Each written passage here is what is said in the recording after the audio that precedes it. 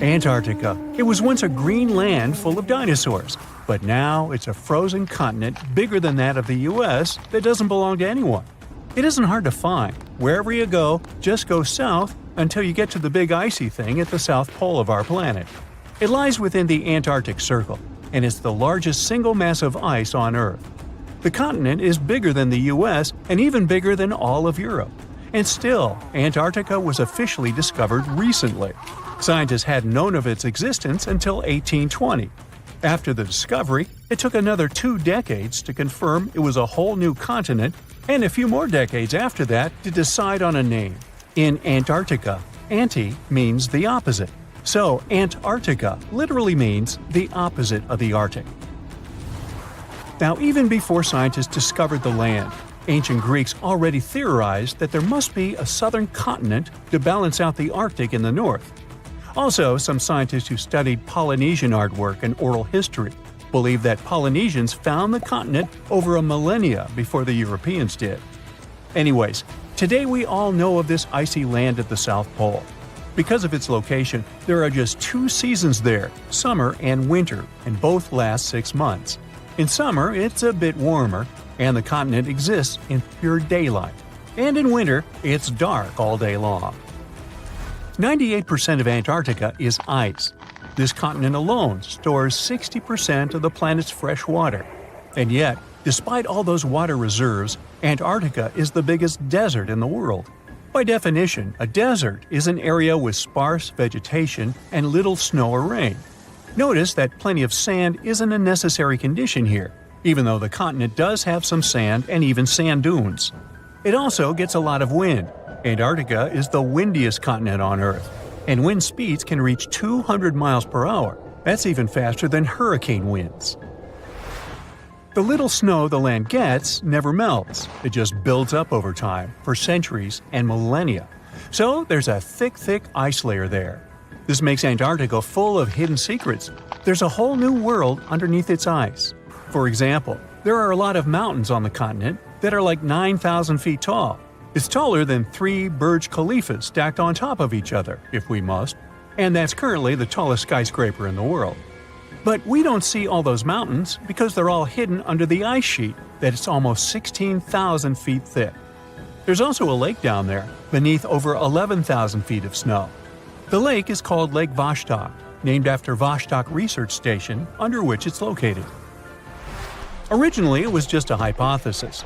Over a century ago, a scientist suggested that the huge pressure created by tons of ice could decrease the melting point of ice in the lowest layers of the ice sheet, creating liquid water, which could form a lake.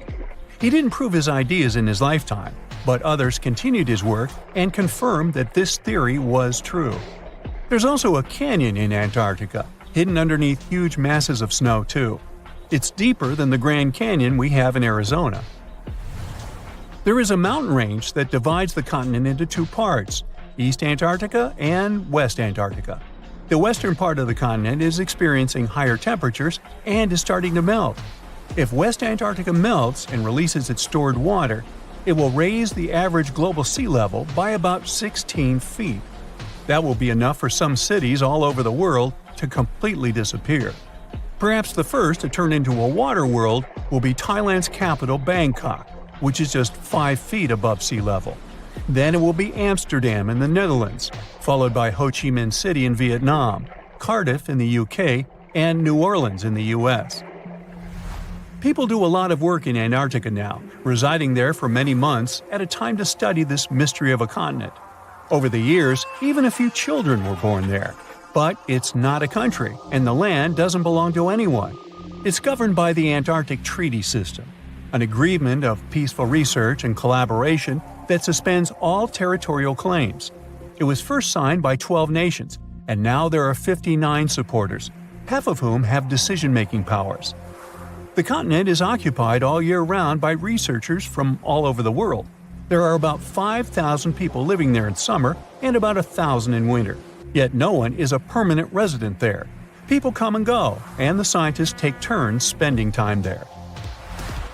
The average yearly temperature there is negative 30 degrees. But there was a time when Antarctica was about as warm as Melbourne, Australia is today. It was about 40 to 50 million years ago. I wasn't around then. But the continent had green forests and dinosaurs roaming its land, chilling in the sun in a 63-degree Fahrenheit environment. That was before penguins. In our age, it's so cold that you won't even find any trees or bushes in Antarctica, just the snow. The only plants that can thrive in such extreme temperatures are lichens, moss, and algae. People can't stand such freezing conditions for lengthy periods of time either, so the continent has never had any indigenous population. Well, that is, if we don't count penguins, seals, whales, and a few other types of birds that live there now. Antarctica's fauna is the scariest and least diverse on the planet because only a few organisms can withstand its harsh conditions and because non-natives aren't allowed to be brought there. So, if you decide to travel to Antarctica with your cat, well, you can't. Hey, I don't make the rules. But those few species that live on the South Pole totally own the place. There are no more than 5,000 people there and around 20 million penguins. They are a kind of settlers, though. Penguins' first ancestors lived in Australia and New Zealand. There are still a few penguin species there, including the smallest penguin on Earth that is just 1 foot tall. Still, most of the penguins migrated to Antarctica at some point, possibly because they were attracted by the greater food supply there. It's not the cold that made them like the land. It turns out, most penguins leave the continent when the summer ends. The only ones that stay there are male emperor penguins, and they do it to warm and protect eggs left by their mates. But where do all the other penguins go? At first it was a big mystery even to scientists, but then they attached some tiny location devices to the legs of a few of these animals and figured it out. Penguins go to live in the southern oceans while it's too cold in Antarctica. None of them go ashore for half a year until they get back to the continent. When they come back, it's when those eggs, left for male penguins to nurture, start hatching, and so penguin families can be together when it happens. Penguins eat different fish, and the ocean is full of those despite its cold temperature. In some areas, water can reach below freezing temperatures because it's salty. But fish don't freeze there because they have antifreeze proteins in their bodies. Then there are also about 1 million seals in Antarctica. They like fish too, and they can hold their breath underwater for 2 hours. They see way better underwater than in the bright light of the day, and they also use their whiskers to locate food. Their breathing holes in the ice can freeze while seals are away, and they must use their teeth to make a new one.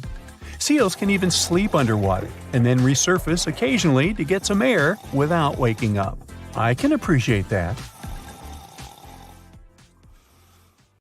Octopuses have 3 hearts. 2 of them pump blood to the gills, while the bigger heart circulates blood to the rest of their body. They also have 9 brains. There's the large central one, but also each of their 8 arms has a mini brain of its own, which is why they can act independently. Since each arm has its own brain, the central brain only needs to send a higher-level signal to the arm. Things like, move to that nearby crevice, there might be a crab hiding inside. In the case of humans, the brain would guide and take control of each movement of our legs and arms. And with an octopus, arms act almost independently on their way to the crevice. It also tastes and feels with the suction cups on it. Since their arms are so independent, an octopus doesn't actually know where they are unless it sees them. The human body has an ability called proprioception. Thanks to it, we know where our arm is, even if we hold it, let's say, behind our back. 1816 is known as the year when summer didn't come. In April 1815, there was a massive explosion on Mount Tambora in Indonesia. It sent enormous clouds of volcanic ash up into the atmosphere. The majority of the northern hemisphere got covered with a shroud of dust and dirt and kind of refused to settle. In June of the following year, the cold winter didn't just come to an end. Frost damaged crops and snow and rain persisted during the whole summer. In Iceland, you'll find some of the most breathtaking sceneries on our planet. Jagged mountains, fjords, hot geysers, ice fields carved into the landscape. Stunning yet intriguingly black sand beaches, such as Reynisfjara Beach. Most of the sand on beaches is generally formed from rocks that have broken down because of weather changes and erosion through thousands or even millions of years. And on Reynisfjara, The sand is a striking black color, and that's because of volcanic activity. Lava came out of an erupting volcano, got to the surface, cooled, and then hardened in the Atlantic Ocean, creating such a fascinating black hue. This beach is so magically stunning, but it's also very dangerous because of its sneakier waves. That's when a few smaller waves join together into a single, really big one. This phenomenon can happen when ocean currents force waves together, or in the case of rainosphera, when such waves come from an offshore underground cliff and get an even stronger pulling effect. Considering the ocean's low temperatures too, it's definitely better to just take pictures from a safe spot. Some trees talk to each other, not the way we do of course, but for example, acacia trees that grow over the African savanna can warn each other if there's something dangerous coming. When some animals, such as antelopes, gobble up its leaves, the tree immediately starts producing more tannin, which is toxic to animals. They also emit a special type of gas that travels through the air and warns other trees they should protect themselves too. You're stargazing, such a chill night, and then a flash of bright light streaks through the night sky. A shooting star, so cool. But what we see is not actually a star, although we call it that way. They're meteors, which are basically small chunks of dust and rock moving through space. As they're passing through our atmosphere, they cause something called friction when one thing rubs against another, and that's why they glow. Also, the friction causes heat. Dust and rocks get extremely hot as they fly through the atmosphere, and the heat makes them glow until the moment they burn out and turn into what we call the shooting star. Sunsets in deserts are extremely beautiful because of the spectacular colors they produce a bit more than elsewhere. Sunlight consists of various shades of the color spectrum. When the sun is high in the sky, these colors mix together and our eyes see them as white. But as the sun gets lower, its rays have to go through a thicker layer of atmosphere before they get to us. The atmosphere then scatters shorter wavelengths of light, like blue and purple, before we can even see them. That's why the longer orange and red wavelengths stand out. In urban environments, air pollution can make sunset colors duller than everywhere. The clean air in deserts allow the vivid colors coming from the sun to shine through at twilight. Also, the moisture, water vapor, and rain-engorged clouds can mute the sunset's hues. Since there's no rain, clouds are thin and wispy, so they filter and reflect sunlight instead of blocking it. Bamboo grows really fast. It's actually the fastest growing plant on Earth, sometimes growing about 3 feet in just one day. You can find it in dense forests, where only a little light gets to the ground, which means bamboo is under strong pressure to reach the sunlight as quickly as it can. There's an underground stem that connects bamboo shoots to their parent plant, so the shoot doesn't really need leaves of its own until it gets to its full height. Also, bamboo grows faster than other plants because it doesn't waste its time and energy on growing rings that thicken the stalk. It's just a thin, hollow stick that grows straight up. You'll notice some of the big trees have shallow root systems, sometimes even 10 inches deep in the ground. The roots generally need access to oxygen and water, and they can mostly find it in special underground pockets called soil pores. When a tree has ideal moisture and soil conditions, it can send roots deeper down under the surface and get what it needs. But most of the time, conditions are not perfect, considering bedrock, stones, and compact soil that physically prevents the roots from going down. Such obstacles also prevent the roots from getting the needed oxygen. So, when life gets tough, the tree will take an easier option. Its roots will stay close to the surface and spread out in different directions. Drought conditions are another reason trees can have shallow root systems. By staying closer to the surface, they can take most of the rainfall collection. Plants are exposed to the sunlight most of the time, but they still don't get sunburn. They appeared on land about 700 million years ago, and one of the key things they needed to survive was something that would protect them against the ultraviolet rays coming from the sun. Those in the sea had seawater as protection. UV radiation is mostly responsible for sunburn, so land plants developed a special protein that detects it. This protein sends signals to the cells to protect the plant from the damage and effects of UV radiation. Basically, it's like they produce their own natural sunscreen, but this still doesn't mean they're 100% protected. You know that common belief that if you water plants in the midday sunshine, this can cause their sunburn? Some think droplets of water act as tiny lenses and then focus the sunlight onto the leaf surface. But they're not strong enough to actually focus sunlight from a water droplet onto the surface of a leaf. It's just that their natural sunscreen doesn't mean total protection.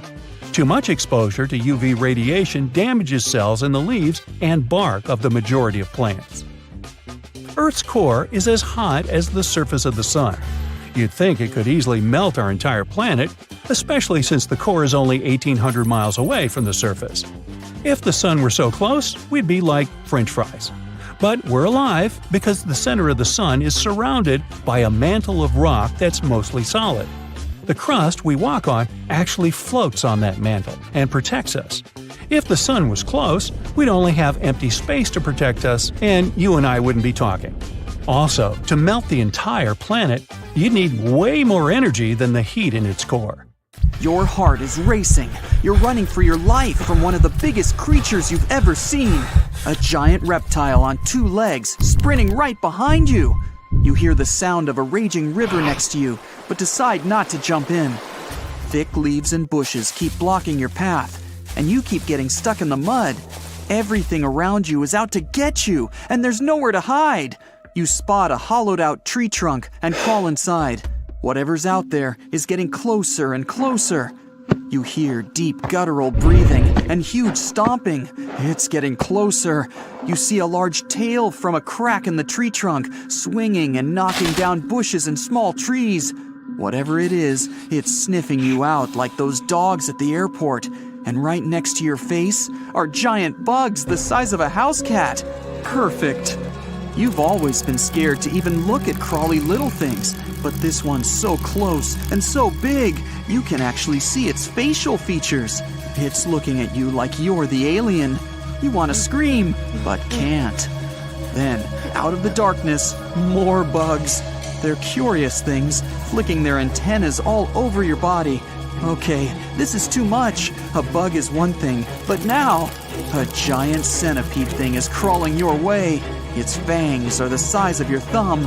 You dart out of the tree trunk and come face to face with a giant monster. It stops and stares at you, knowing you have no place to go. Claws and teeth the size of bowling pins. That's enough to keep you up at night. It's getting ready to charge right at you. Welcome to the most dangerous period and area in history for a human, the mid-Cretaceous Sahara. This place was thriving around 100 million years ago in what would now be North Africa. Back then, the continents were all arranged differently, and the weather was wild. Extreme storms were pretty common, and temperatures would rise and fall like a Mexican wave at a soccer stadium. Then, sea levels started to rise.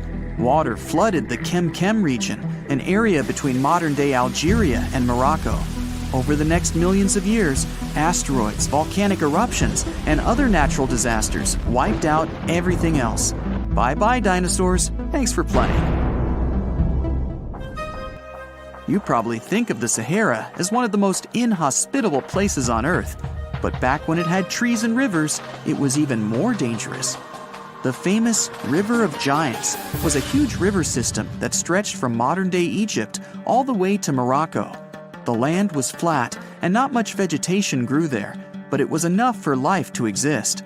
Frightening, scary life.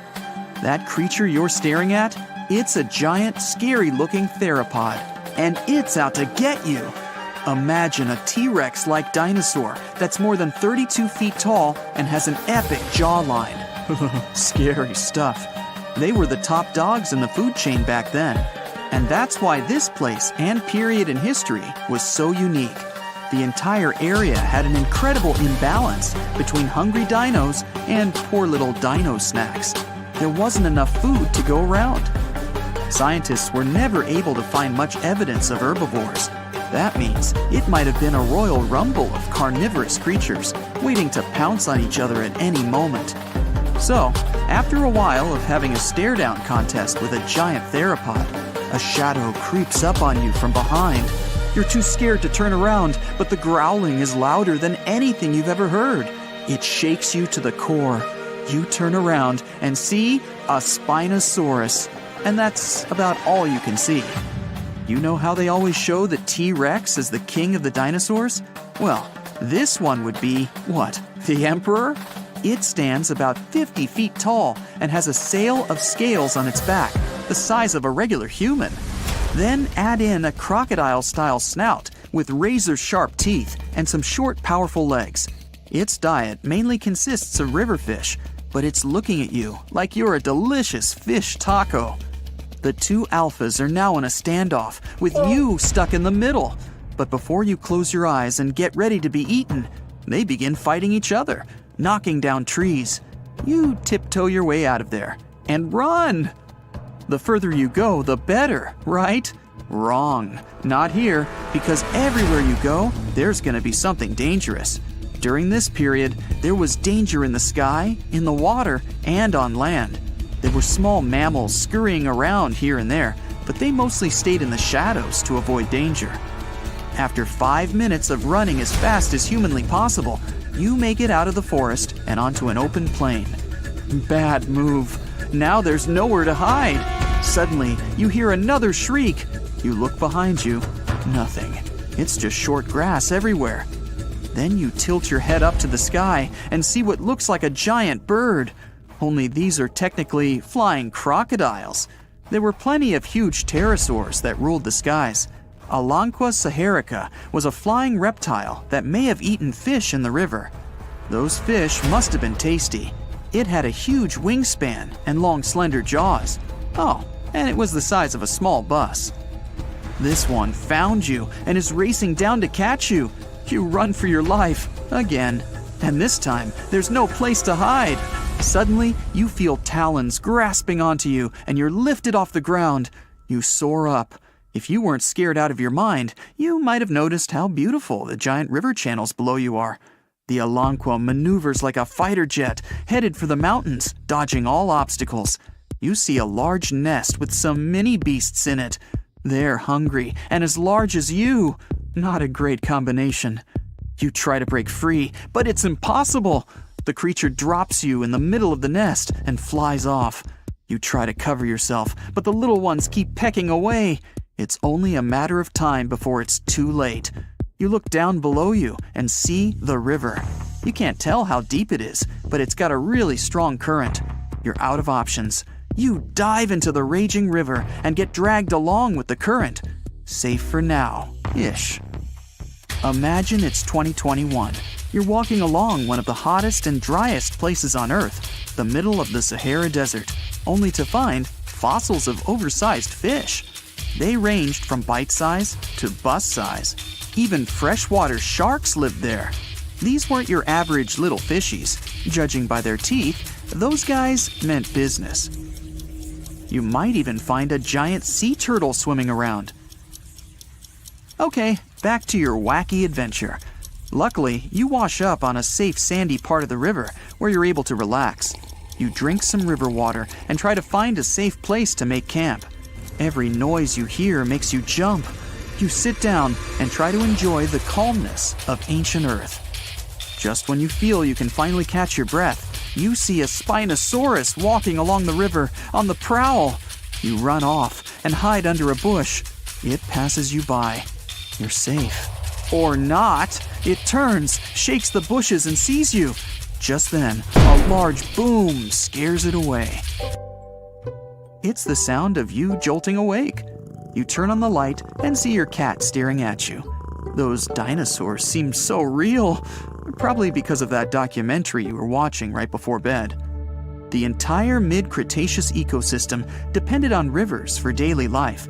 Just like all ancient civilizations, rivers were essential for the creatures of the time. And very recently, scientists discovered a new species of snakes that went extinct back then, with no known descendants. To understand these ancient ecosystems, it's important to know a lot about fossils. You might find two different fossils side by side, but those animals might have lived millions of years apart. The sea, this unrelenting water beast, has been defying all attempts to tame it for centuries. Many ships driven by the wind have gone through the harshest parts of the world. Some have survived the struggle with the sea, and many have come off second best. It's the year 1834. A ship called the Pilgrim is setting a course to sail from California to Boston. The journey will venture around South America and then past Cape Horn of Chile. Richard signs up as a merchant seaman aboard the Pilgrim. This is his first voyage at sea. The crew tells Richard stories of the Drake Passage off Cape Horn, a route that's legendary for its dangers. Countless ships and sailors have disappeared in those waters. Since Cape Horn's discovery in 1526, it's quickly become known to all those that have sailed around it as the ultimate test of any mariner's skill and of any ship's strength. Those that have survived the journey call Cape Horn a sailor's nightmare. Jack the helmsman, a salty veteran, steers the ship towards this most dangerous of all routes. Jack has been aboard the Pilgrim since it was first commissioned in 1825. He's passed by the Horn many times, each time learning a different lesson from the tests provided by the sea. The Pilgrim has been refitted since its past voyage a year ago. Richard values Jack's experience, given that it's his first journey at sea. Jack assures Richard of his confidence in the Pilgrim, even though it's just a small wooden brig with 2 masts.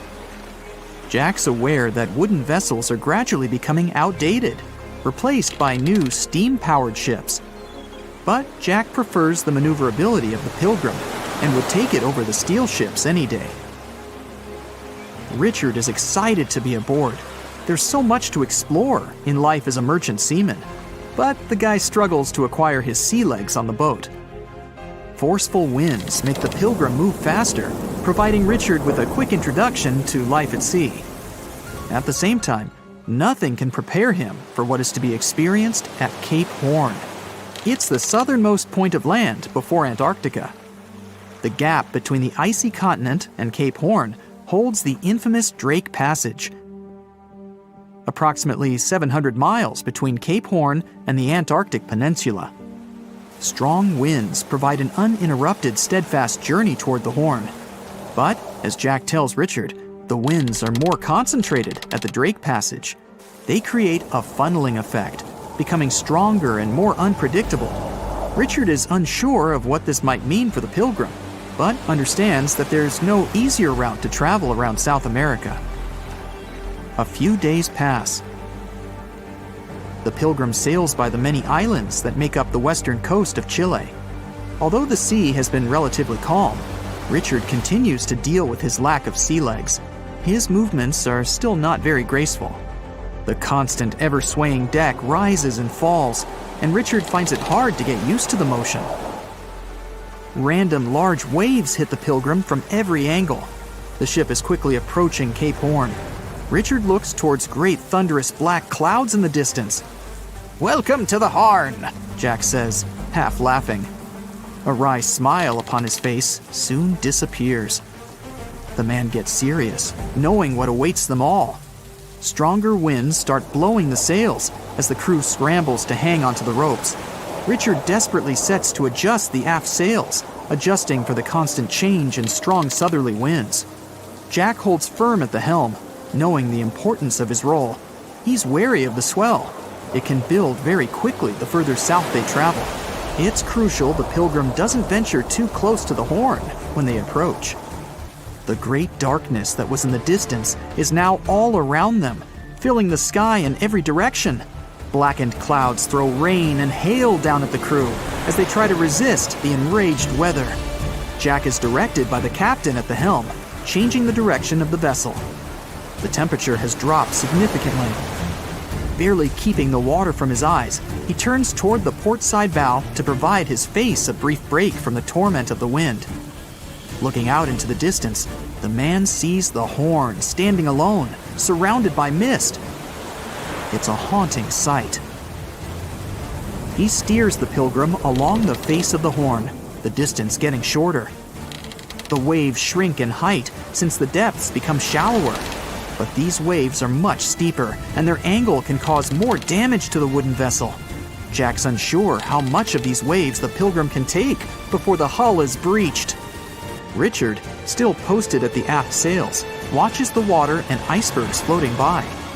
He's unsure how large they actually are, since they're mostly hidden underwater. But he knows to alert Jack if any get too close. Just one iceberg hitting the Pilgrim will be all that the hull can withstand. Dutifully, he watches over the side and into the distance. Icebergs aren't the only thing to look out for. Rogue waves are common in these seas as well. The connecting Antarctic and Pacific Oceans, mixed with stormy weather, form waves together. This creates much larger rogue waves. Such waves have been known to reach up to 100 feet tall. They can destroy most vessels in their path. It'll surely be the end of the Pilgrim if it comes across a rogue wave. Strong currents adjust the route of the Pilgrim, as though the Horn is trying to lure the ship toward its rocky shallows. Slowly, they are getting pulled closer toward the Horn. Jack is fighting the current at the helm. Spinning the wheel, he strains his body as much as he can. Grunting, he plunges the wheel from the port side to starboard and back again. The captain keeps yelling directions. To a novice, they're extremely confusing. But Jack, a hardened veteran, continues to interpret the directions with ease, steering to readjust their course away from the Horn. The captain orders Richard to assess the hull below the decks. With the level of pounding the Drake Passage has provided so far, it's surely harmed the ship in some way. Richard runs to the deck as another sailor yells something at him, but the noise of the sea makes it difficult to hear. A wave hits the side, flowing onto the deck. Richard manages to hang on to the mast before he's almost swept overboard. The entire front deck seems to be underwater. Hanging on as the water rolls off the sides of the ship and waiting for it to clear, Richard watches the Horn slowly go past. Still, it beckons toward the Pilgrim, as though asking for its dues from the crew. The currents are still pulling the ship, while the storm is raging on, with no end of the struggle in sight. The storm is growing ever larger and fiercer. Richard gathers himself to head below and assess the damage. After a slow descent to the lower decks, Richard can finally look over the hull from the ship's quarters. There's no damage from what he can gather. But he's shocked by the depth of the water inside. It's now at waist depth. Cups, amongst other things, float in the water. Even inside the ship, the guy can't escape the waves. Unable to make sense of it all, he stands frozen, listening to the almighty power of Mother Nature outside. The sea roars even more wildly, waves constantly thudding against the hull. It sounds like a somber drumbeat, a slow countdown to the demise of the Pilgrim. Richard forces himself back to the terrors of the above decks, grasping onto the rails to carefully walk the slippery stairs. He leaves the disturbing creaks of the wooden decks. They're soon replaced with the strained sounds of the ropes, the yells of other sailors, and the deafening roar of the sea crashing all around him. Jack is at the helm, focused on his role, still fighting the wind and the waves, even with the addition of ice and frost. It seems that the world around him has set its heart to distract the man from his duty, but Jack pushes on determinedly. For 9 days, the Pilgrim fights the constant changes in stormy weather, facing all kinds of obstacles, but the ship manages to make it through. As they leave the storm behind, the crew sets their course north for their final destination. The sight of the sun peeking through the dark clouds is the most relieving thing Richard has ever experienced. Unfortunately, Richard lost his rations at some stage during the storm. At sea, if your rations are lost, it's your own bad luck. Luckily, Jack is kind enough to share some of his. Behind those huge steel doors is one of the most guarded places on Earth. It's known as Site R, or the Raven Rock Mountain Complex. You'll find it in Pennsylvania. The construction is 60 stories underground and is said to be a safe place for people in case of a natural or human-made disaster. There's not a lot of information online about this mysterious place, but what we do know is that it's equipped with 38 communication systems. It's obviously not available for visits via Google Earth, but you can catch a quick glance at the 2 gates that face the complex. Vatican City is one of the most famous enclaves on Earth, and it's certainly worth a visit due to its wonderful architecture and vast list of art pieces to check out. One place, however, will always be off limits for visitors: the Vatican's secret archives. They have some of the oldest and rarest books on Earth. These archives are available only to a limited number of people, and since they have been visited by a small number of people so far, they also trigger a lot of weird theories. For example, that there may be books proving there's life outside our planet. If you're fascinated by shipwrecks, you'll be interested to know that one of the largest wrecks you can see on Google Earth is on North Sentinel Island, India. It used to be called the SS Jacin. It was a Bolivian ferry that sank in the area back in 2003. The reason why people can't visit it physically isn't because of the ship itself, but because the island is home to the world's most dangerous tribe. We don't really know how many people live there, but it was estimated that between 50 to 400 people call this place home. And they really don't like tourists. No person that tried to reach them survived. Also, to protect them, their privacy, and their special status, the island is closely monitored by the Indian authorities. That's mostly because it's believed the locals don't have any immunity to modern diseases. So being in contact with foreigners might be dangerous for the tribe's people, since they've never seen the outer world. A huge pink bunny appeared seemingly out of nowhere in the Italian Coleto Fava Mountains back in 2005. Besides the locals, some people stumbled upon it online too. They were puzzled by the discovery. Unfortunately, that 200-foot-tall bunny is completely gone today. You can still find the images of it online though. The unusual object was designed by artists from Vienna. They encouraged tourists to climb, jump, or even take a nap on top of the large rabbit. The whole purpose of the project was to allow people to experience what it would be like to live as smaller creatures. The bunny didn't have any removal date at the time it was placed there and was expected to last at least until 2025. But Mother Nature had other plans. A Japanese artist decided to move back to her little home village named Nagoro. But she soon found out that most of her neighbors were moving to bigger cities.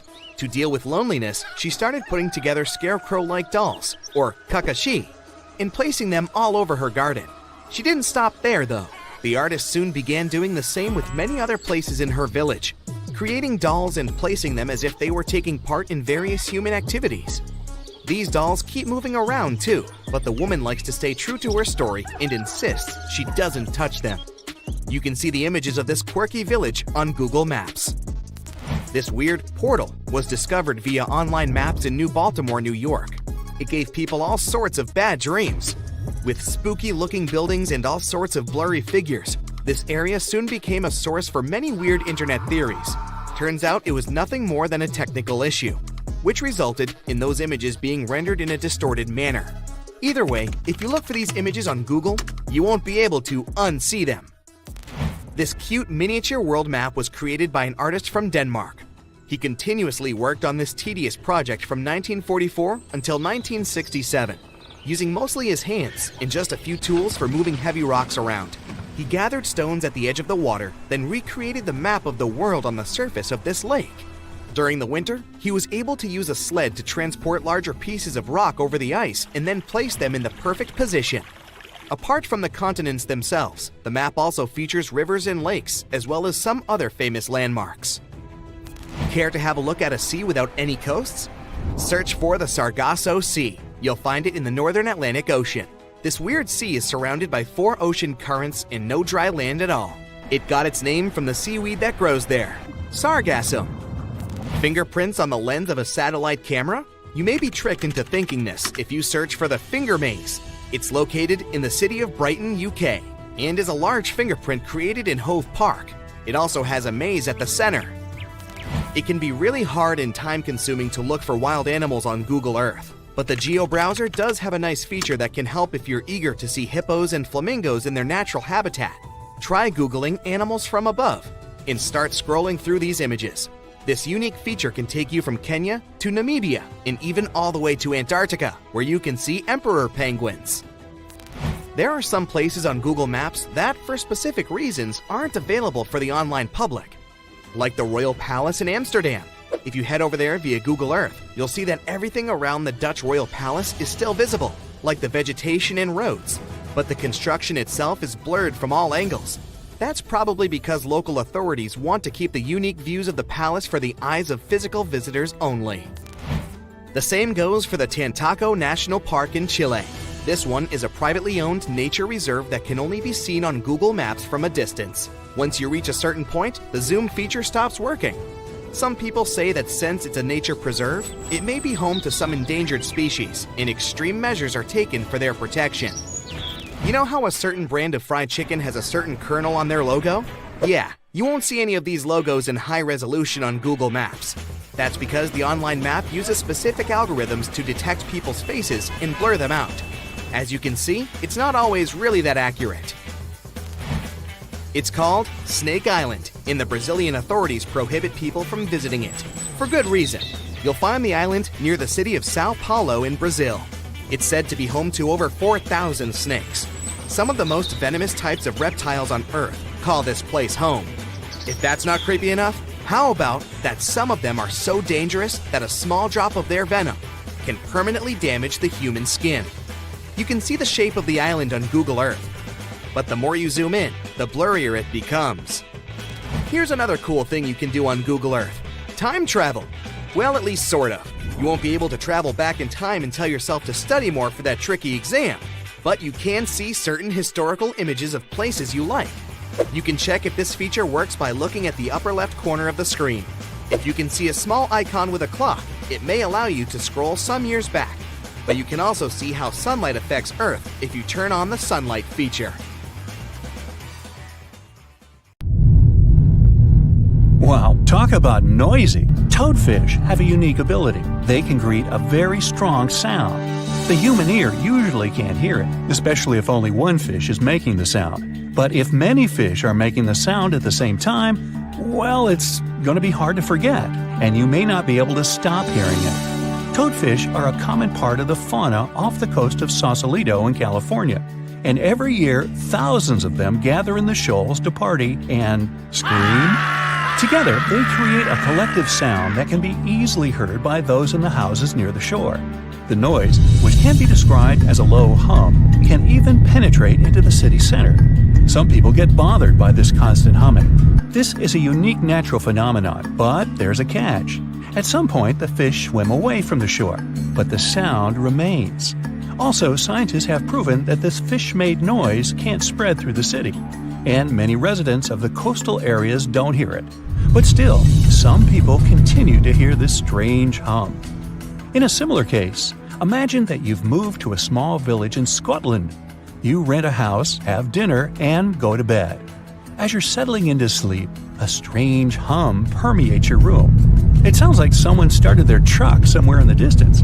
The sound is similar to the sound of a low, loud bass that comes from a speaker. The hum keeps you awake. You get migraines and even feel nauseous. In the morning, you find out that some other locals also hear this terrible buzzing. They tell you about a huge factory located nearby. Machines, engines, steam boilers, big air vents, and generators emit a loud, heavy hum that passes through the air. Sound waves spread throughout the village and annoy people with a sharp sense of hearing. You've been hearing this sound for several days and suffering from insomnia. Then, one day, the factory goes bankrupt. All the workers leave their positions and turn off all the engines and fans. Great, you'll finally sleep in peace. But you know what? The sound doesn't disappear. It follows you wherever you are. And it's not about the factory or the fish or the truck engine. Imagine that you're walking down the streets of a small English town. There are a lot of planes flying right above you. The hum they make follows you. Even in bed you can hear it. You wonder if there's an airport nearby. You ask the locals and find out there's not even a runway here. But where does the sound come from? You raise your head to look up and see a clear sky. There are no planes, but there's noise. And you're not the only one who hears it. Some locals are sure that the hum comes from high-speed traffic on the highway. Thousands of cars drive in two directions and leave massive sound waves behind. But at night, there are no cars there, and the sound remains. Maybe you're going mad. People's stories about the hum save you from this madness, and it's not just the residents of this town that know about it. About 4% of people on the planet hear the hum. Strangers tell each other about the hum that prevents them from sleeping and concentrating on something. The sound follows them everywhere and doesn't stop. Some people hear it in certain places, so they move to other cities. Maybe you're hearing it right now and not paying attention. But be careful. If you recognize it once, you won't be able to stop hearing it. There's a website and a forum on the internet dedicated to the hum. People from all over the world put geolocations in places where they heard this mysterious phenomenon. You can find thousands of these coordinates on the site and even add your own. People describe different levels of noise and share their sources. Some theories say that the hum is the sound of our planet coming from the core. Someone else is sure that it comes from the atmosphere. Scientists have even been consulted, but they also don't know the reason for this phenomenon. People use high-frequency microphones and amplifiers to record the hum. Almost everywhere, they detect a low-frequency vibration that is practically impossible for the human ear to catch. It mixes with the sound of cars, printers in the office, and subway trains. Sometimes people stop hearing it, but the hum increases when they lie in bed. Many records about the hum say that people hear it in industrial cities. Sometimes these sound seekers manage to find the source. They ended up being factories with running generators where the sound was getting into the ventilation system and where the fans spread it outside the building. When the generator stopped working, the sound disappeared. But these are rare cases. More often, no one can find the source of hum. One of the most famous places where you can catch it is in the city of Taos in New Mexico. About 2% of locals hear a strange buzzing every day. Some tourists experience it too. Scientists came to the city to study this mystery, but found no explanation. Some theories say the usual acoustics of this place cause the hum. Some folks think it's just a hallucination or the power of suggestion. Everyone talks so much about the hum that the brain creates an illusion of a sound that doesn't exist. Locals believe the nature of the buzzing is mystical and associated with bad spirits. Whatever it is, no one has found out the truth yet. The hum that people hear all over the world may be the result of seismic activity in the tectonic plates under the ocean waters. Huge chunks of the Earth's crust are slowly moving and colliding with each other. This creates a noise that reaches us in the form of a hum. But why do only a few people hear it? Perhaps about 4% of the world's population has a unique sense of hearing.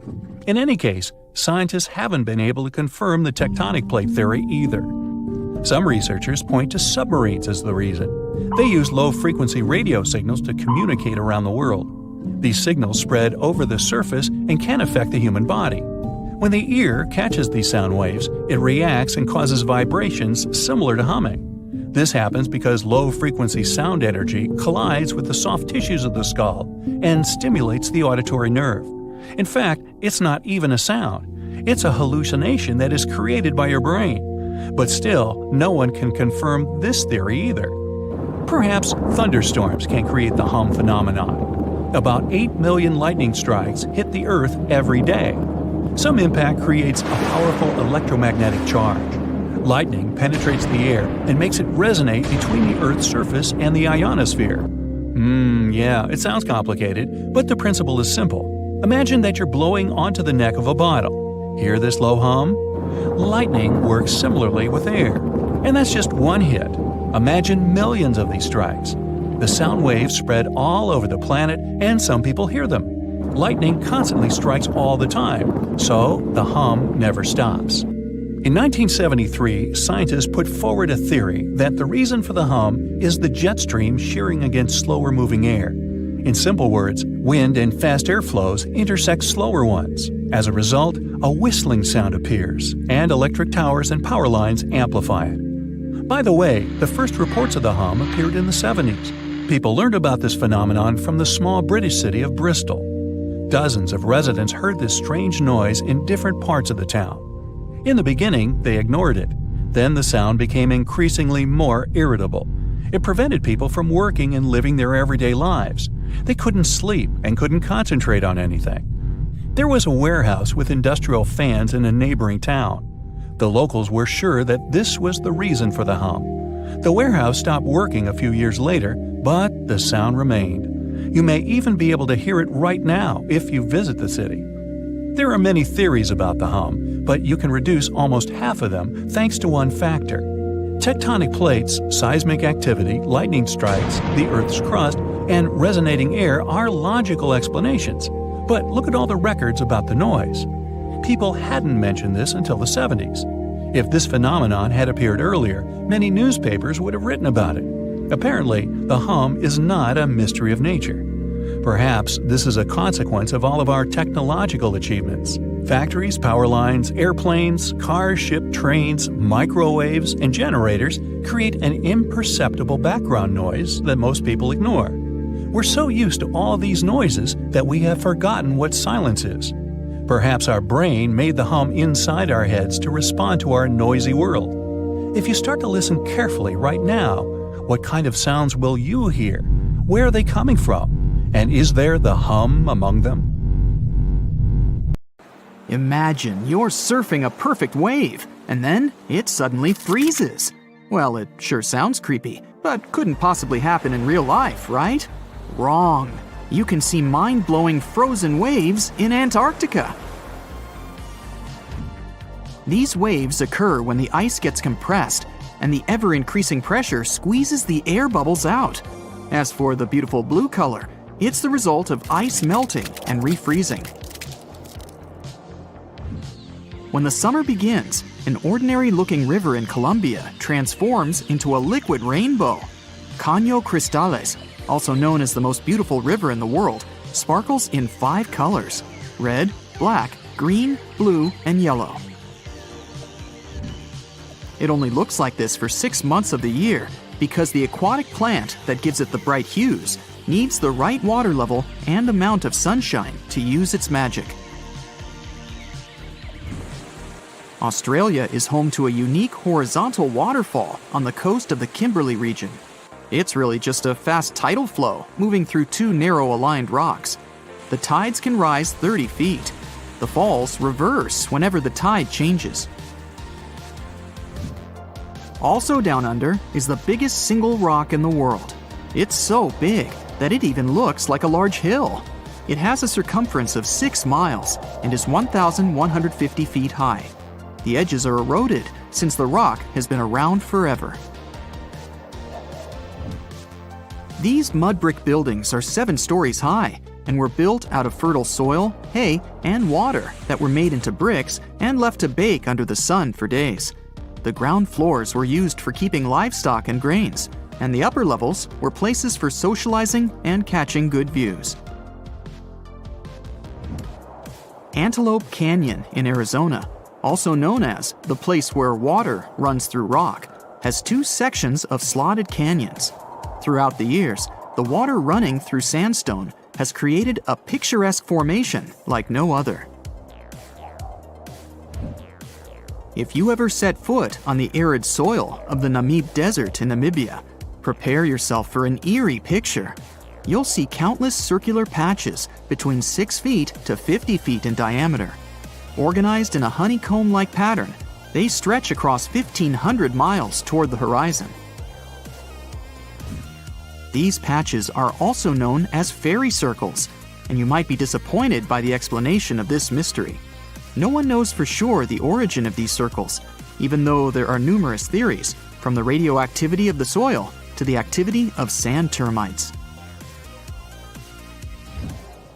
Mount Hakala in Hawaii is one of the quietest places in the world. National park managers nearly failed to find any sounds to measure here. The place translates from Hawaiian as House of the Sun. It formed thanks to a volcano that got active 1 million years ago. The lava flows built up over the years and grew into a mountain. It has its own climate and weather that's impossible to predict. It takes almost a week by ship from South Africa to travel to the world's most isolated settlement of Edinburgh of the Seven Seas. You'd need special permission from the local government to visit as a tourist. About 300 locals all treat each other as family, grow their own food, and keep their island impeccably clean. Daintree Forest in Australia is the oldest rainforest in the world. It has been around for over 100 million years. Daintree is home to some unique animal species, 12,000 different types of insects, and about half of Australia's frog, butterfly, and bat population. The rainforest also has around 3,000 types of plant species. Rocks that travel are called sailing stones because they seem to move across the dry lake bed of Racetrack Playa in Death Valley National Park, California. As the rocks move, they leave behind a creepy trail that used to have scientists baffled. After all, some of the boulders weigh more than 660 pounds. On top of that, some of the trails are curved, while others are mostly straight, with unexpected turns to the right or the left. But eventually, NASA experts cracked the mystery in 2006. It turns out that in winter, the lake fills with water, covering the boulders at the bottom in ice. And since ice is pretty buoyant, underwater movements and winds make the stones move across the lake bed. In their wake, they leave bizarre tracks, only seen when the water evaporates in the summer. Lake Maracaibo in Venezuela is often called the lightning capital of the world. Thunderstorms arise here 300 days of the year, with a peak in September. Sometimes there are up to 200 flashes in a minute. It happens because cool air coming from the surrounding Andes meets with warm air from the Caribbean Sea and generates electricity. Some places on Earth have less gravity than others. Canada's Hudson Bay, for example, used to be covered by a super thick and heavy glacier during the last ice age. The ice had pushed tons of rock mass outward when it started to melt. The smaller the mass of an object, the less gravity it has. It'll take another 5,000 years for the Earth to get into its original shape in this spot. Until then, you'll always weigh less here than anywhere else in the world. Five Flower Lake in China's Zhoujiago Valley changes its color from amber yellow to emerald green, dark jade to light turquoise, and sometimes coral. It never freezes thanks to underwater hot springs and never melts or dries up, unlike other neighboring lakes.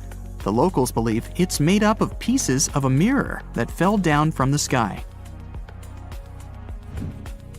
The surrounding valley has some narrow conic karst landforms, spectacular waterfalls, around 140 bird species, and giant panda, along with other endangered plant and animal species. Cape Dennison in the Commonwealth Bay in Antarctica is the windiest place on the planet. It has unusual downslope winds. They are formed because of the continent's dome shape and the always cold climate. These winds are so fast and strong, they ruin the measuring instruments and the masts they are attached to. The record speed so far was 200 miles per hour. The Sahara Desert, which takes up 10% of the African continent, is extremely hot and dry.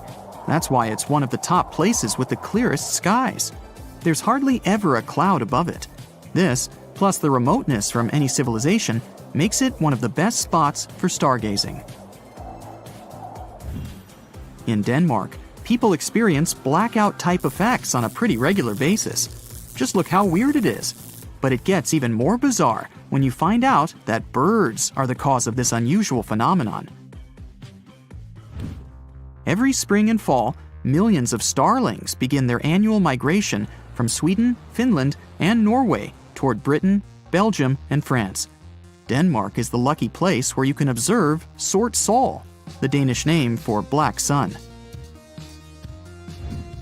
The birds travel in large flocks, which makes it easier to exchange information and stay warm. Before the birds land, they perform movements that look like dancing, but in fact, they are making different formations in an attempt to shoo predators away.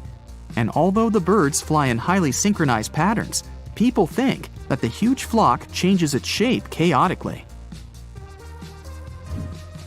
The dark sun lasts only 20 minutes during sunset, and you have to be either fast or lucky to see this phenomenon.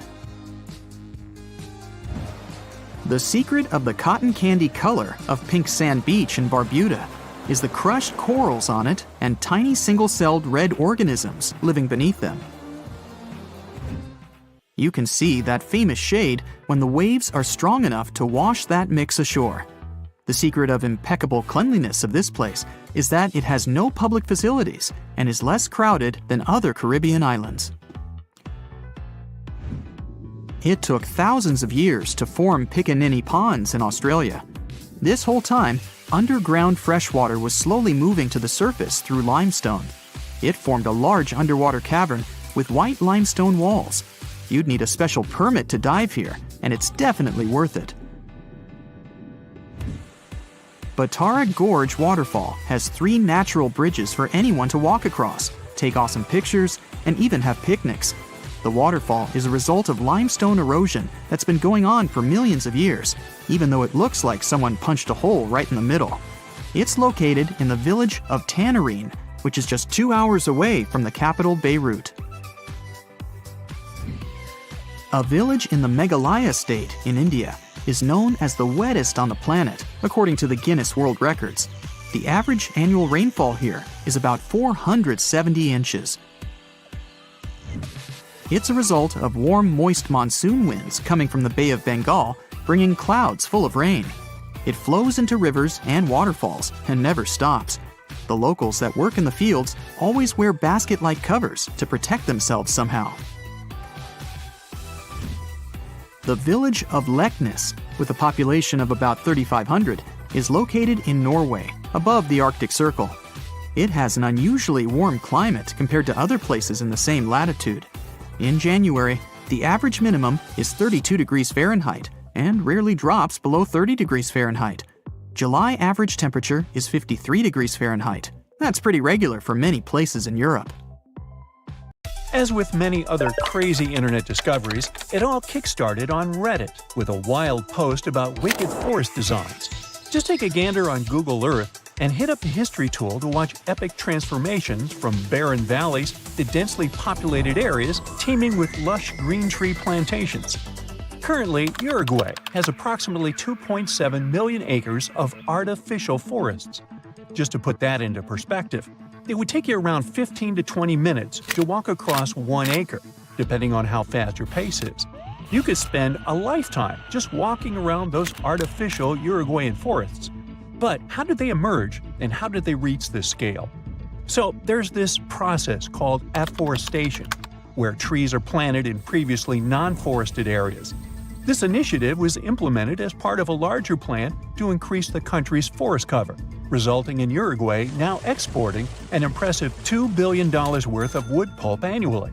Despite native forests only covering 5% of the country, these artificial forests occupy a significant 6%. Another cool thing about these forests is that they have special trees that originally couldn't be found in Uruguay.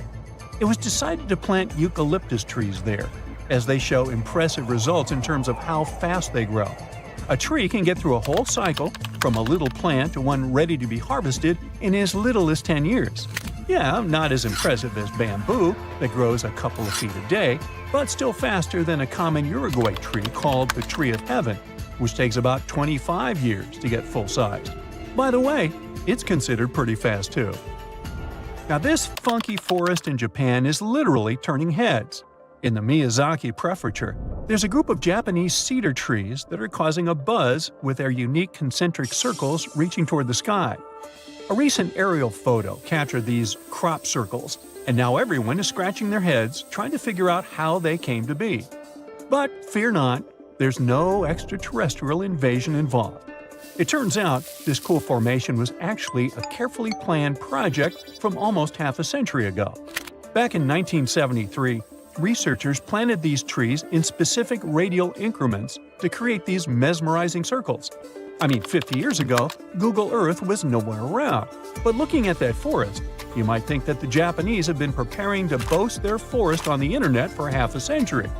Now, what's even more fascinating is how the trees grew in a curved shape, spreading out in an unexpected way. Originally meant to be harvested after 5 years, there's now talk of preserving this circular forest because of all the newfound interest. Now, look at this portal in the forest.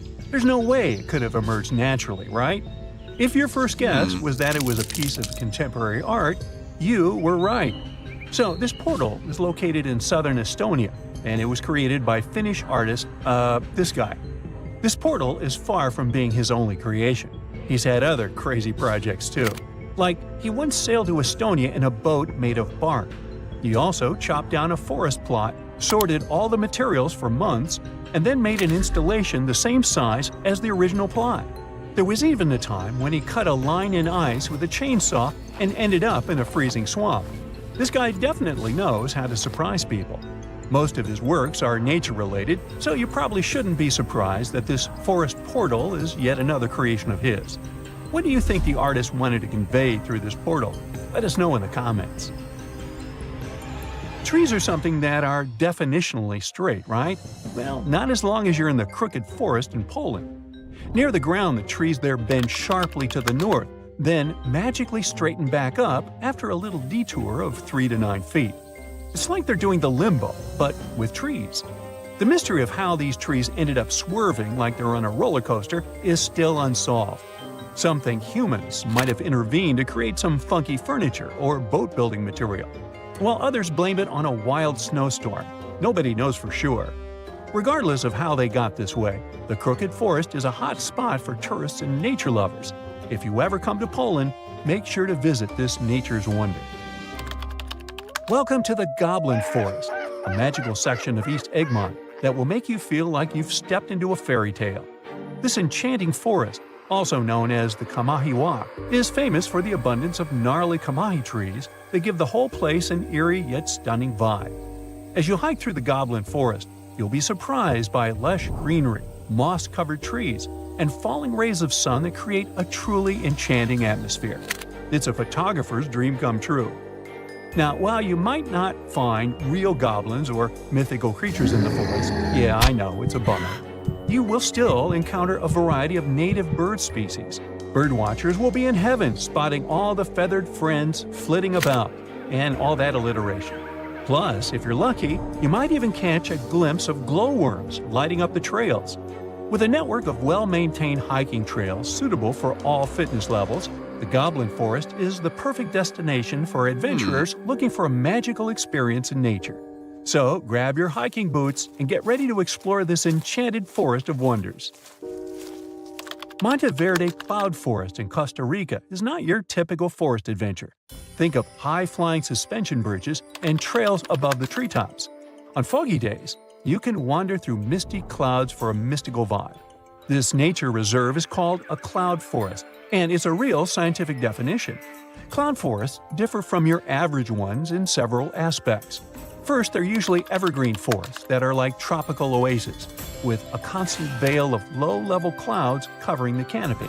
The next thing that's different is moss. It's so abundant there that these places are sometimes even nicknamed mossy forests. Going back to Monteverde Cloud Forest, however, it's more impressive if you visit it on a foggy day. But even on clear days, the views of the lush greenery are absolutely stunning. Now, if a regular forest sounds a bit boring to you, our planet has something more fun to offer. How about an underwater forest? Whether you're a local Oregonian or just passing through, Clear Lake is definitely a dive spot you've got to check out. True to its name, Clear Lake lives up to its reputation, with crystal clear waters boasting up to 100 feet of visibility. It's like swimming in a massive pool. But brace yourself, because it's a chilly 38 degrees Fahrenheit all year round. Nah, I wouldn't venture in there. It's more adapted for penguins, I guess. Well, never mind. This lake is special because of its history. It was formed over 3,000 years ago by volcanic activity that redirected a river, preserving ancient trees that you can still see standing tall underwater today. There's this section known as underwater forest, where you can see ancient trees deep down. An underwater forest walk sounds fancy, doesn't it? And in Madagascar, there's not a forest, but an avenue of trees. But the trees are so majestic, this avenue can rival with the coolest actual forest. I'm talking about these awesome, gigantic baobab trees.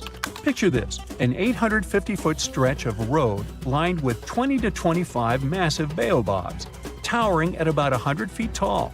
In terms of height, it's as if this alley was packed with many Rio's Christ the Redeemer statues. Even a 6-foot guy would feel insecure there. And if you venture just 4 miles away, you'll find the baobab amaru, 2 baobabs that grew twisted together like a love story. Legend has it that they represent an impossible love between 2 young villagers who dreamt of a life together. Now they stand there, intertwined for eternity.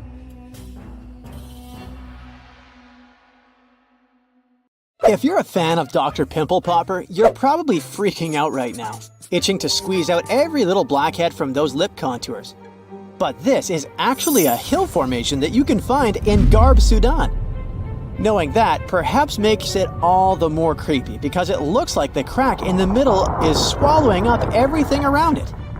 This black hole scenario brings to mind our next stop, Vostok Island. This eerie spot is a 59-acre coral atoll situated in the southwestern Pacific Ocean, about 400 miles northwest of Tahiti. If you check it out on Google Earth today, it looks like it's been totally blacked out, sparking all sorts of wild theories. People keep saying that this place is some top-secret base, or even a fictional island straight out of Lost. But what we see here is actually just a dense, dark green forest made up of Pisonia trees. Since nobody lives there and hardly anyone ever visits, the island is pretty much untouched by humans. This massive star, or mandala, is situated just outside Beatty, Nevada. It has got the internet all puzzled, with people trying to figure out if it's evidence of some kind of extraterrestrial activity. To add to the mystery, this spot is right by the Tonopah Test Range, which is also known as the famous Area 52. Despite its creepiness, it's probably just one of the thousands of crop circles that gained fame after Google Earth came along. This spiral formation right here is also located in Nevada, and it definitely looks like another chilling crop circle. But things get even stranger if you use the Street View option. As you zoom in closer and closer, you'll notice that it's made up of carefully arranged rocks. This labyrinth, so to speak, is part of an open-air museum situated in the ghost town of Rhyolite. And if that's not creepy enough, take a look around and you'll see dozens of eerie men in white cloaks. Despite their lifelike appearance, these silhouettes are actually statues from an installation created by a Belgian artist in the 80s. Even stranger than stumbling upon a large circle on the ground is finding a bunch of them. Our next location in Wyoming is filled with peculiar circle structures to the point where it's hard to count them all. During the 20th century, this U.S. state shifted from a farming economy to an industrial one, dominated by the extraction of oil, gas, and coal. So, these circles are likely remnants of a tank farm. I mean, places where oil storage tanks used to be located. If you want to avoid nightmares, I highly recommend not searching for the mausoleum of Emil Becker in Poland. If you happen to find it by using the Street View mode, prepare yourself to face an abandoned place with the most terrifying sculpture there is. Oh, the creeps. Keeping on the spooky side, let's head to an isolated corner of Kazakhstan, where you can find a pentagram etched into the Earth's surface. This formation is huge, measuring roughly 1,200 feet in diameter.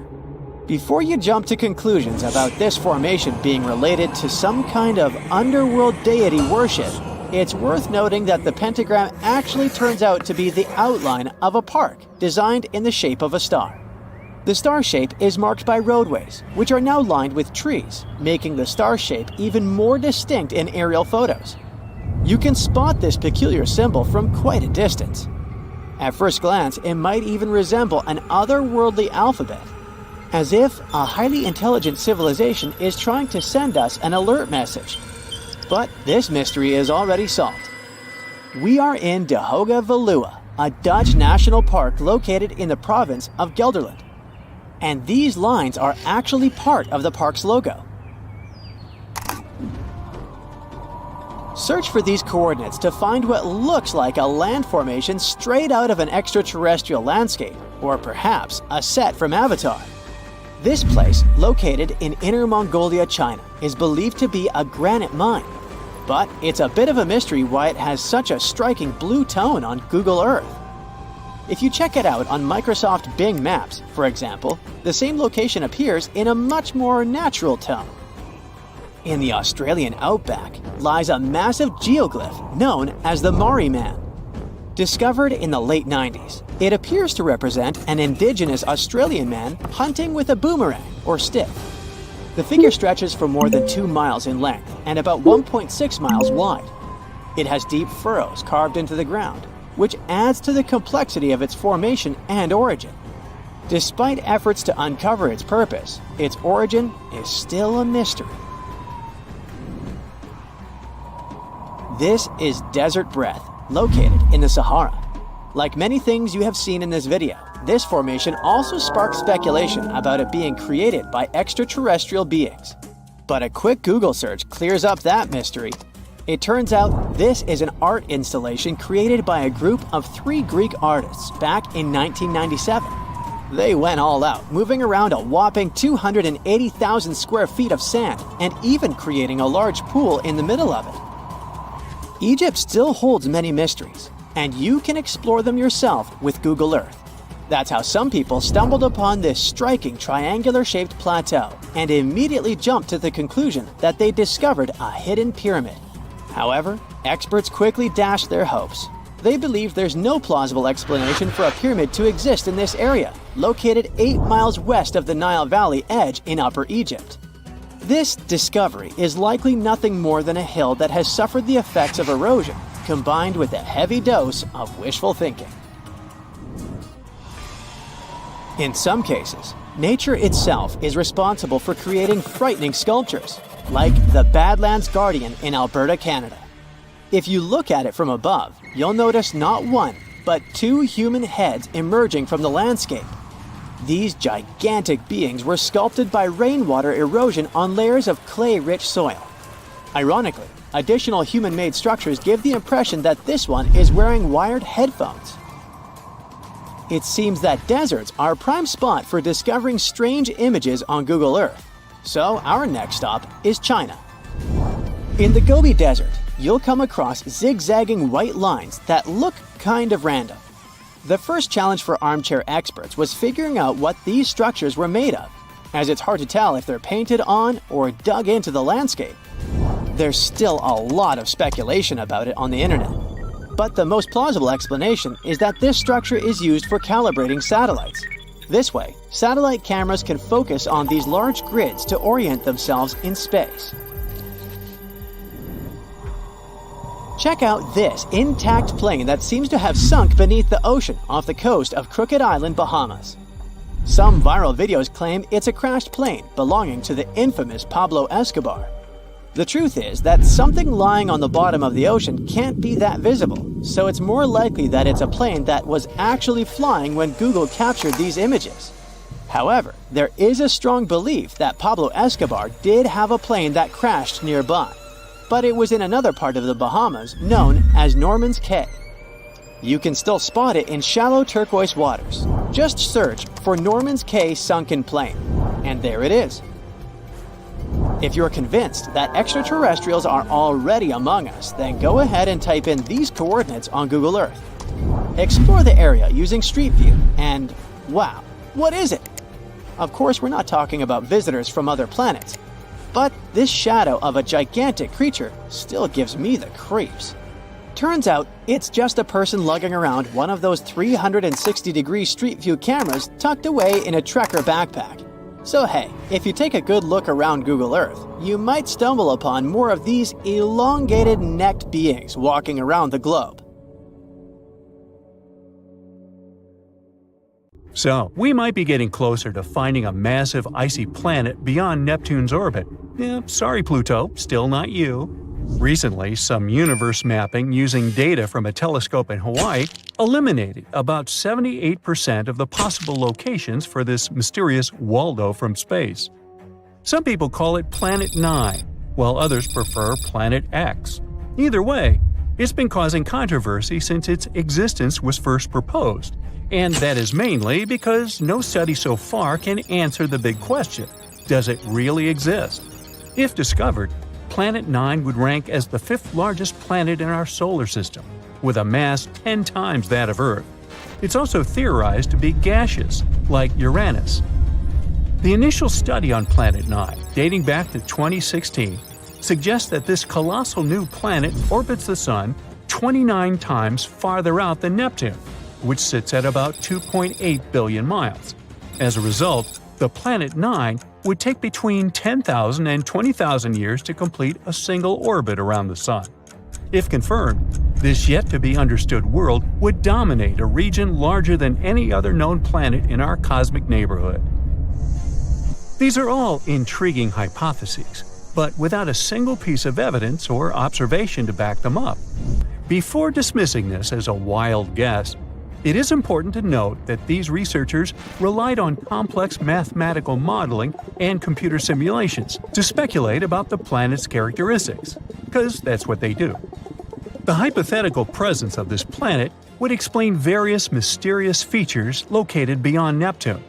We are specifically talking about the Kuiper Belt, a huge donut-shaped region filled with icy debris left over from the formation of the solar system, including comets and dwarf planets like Pluto. What happens is that the 6 farthest objects in the Kuiper Belt exhibit elliptical orbits that are all oriented in a similar direction within physical space and tilted approximately 30 degrees downward relative to the orbital plane of our 8 known planets.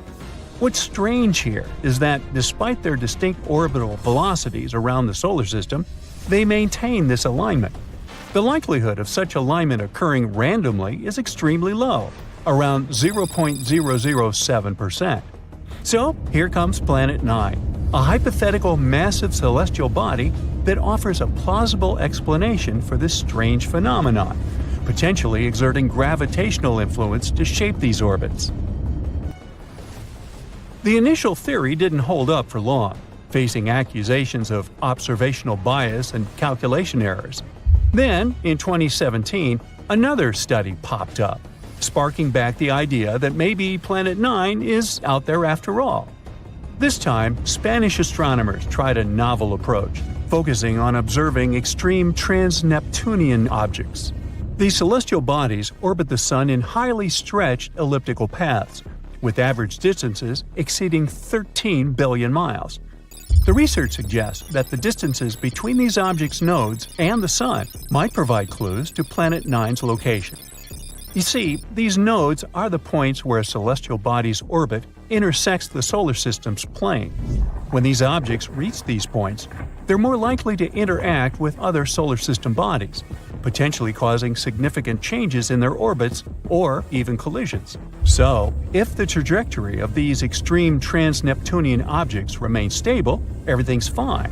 But if it's not, well, that's a sign that something else, something big, is messing with their path.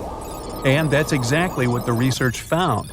There is something unseen out there, throwing these objects off course. And that something could be a planet, chilling at a distance between 300 to 400 times farther from the Sun than Earth. To this day, the study of the extreme trans-Neptunian objects is the strongest evidence we've got for Planet 9's existence.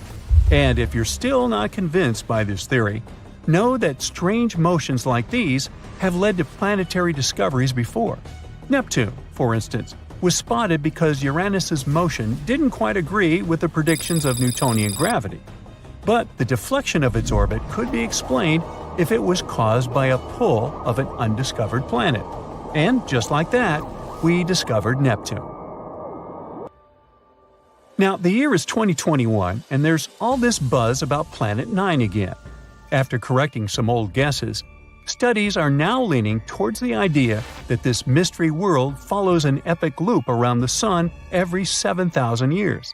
That is massive news, because it means this planet might be closer than we ever thought, making it easier for our telescopes to spot it.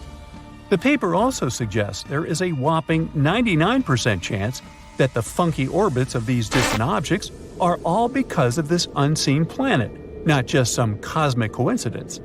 Now, the odds of this whole situation being a fluke are down to a 1 in 250 chance, which is much better than the 1 in 10,000 chance back in 2016. All these optimistic numbers have brought us to where we are today, keeping our hopes and working on better equipment to continue the mission of spotting Planet 9. As mentioned earlier, researchers in Hawaii created some kind of treasure map utilizing the Panoramic Survey Telescope and Rapid Response System to eliminate 78% of its locations.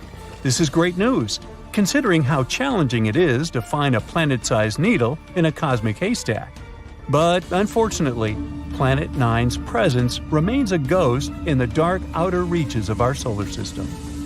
Enthusiasts are still convinced of its existence and believe it is only a matter of time before we celebrate the discovery of Earth's new cosmic cousin.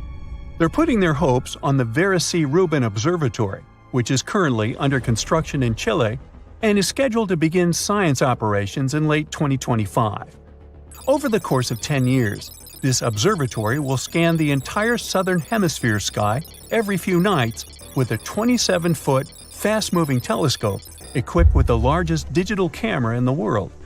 The idea is to catalog everything in the solar system, reaching out to and beyond Neptune, and tracking the movements of millions of celestial objects, including space junk, asteroids, comets, and stars. If Planet 9 is indeed out there, this next-generation telescope could be the one to find it. The existence of this mysterious planet is far from being universally accepted in the scientific community. That is simply because Planet 9 isn't the only explanation for the strange phenomenon occurring beyond Neptune. One theory suggests that a group of distant objects, such as dwarf planets, comets, and moons, might be collectively influencing the orbits of the extreme trans-Neptunian objects. Others believe that a black hole is behind all this. These compressed masses are some of the densest objects in the universe, potentially capable of affecting the orbits of other masses, like how this supposed ghost Planet 9 is believed to be doing. Another bold perspective suggests that our current understanding of the laws of gravity is flawed, actually incomplete.